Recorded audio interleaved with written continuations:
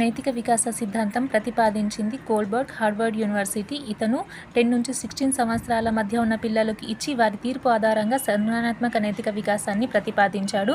శిశువును నైతిక తత్వవేత్తగా పిలిచినది కోల్బర్గ్.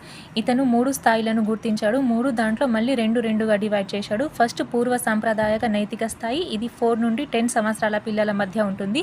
ఇందులో 2గా డివైడ్ చేసినది విధేయ శిక్షణ ఓరియంటేషన్, సహజ సంతోషం ఆర్ అనుకరణ సాధన ఉపయోగ ఓరియంటేషన్.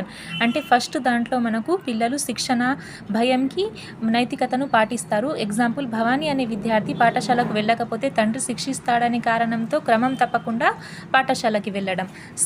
నెక్స్ట్ వచ్చేసి సహజ సంతోషం, అనుకరణ సాధన ఉపయోగం. అంటే ఇందులో పిల్లలకు మెయిన్గా బహుమతులు ఇస్తారని నైతికతను పాటించడం. అంటే నువ్వు నాకు సాయంత్రం సినిమాకి తీసుకువెళ్తే నేను హోంవర్క్ చేస్తాను, నీ వీడియో గేమ్ నాకు అనుకోవడానికి ఇస్తే నేను రాయడానికి పెన్ ఇస్తా, ఈ విధంగా.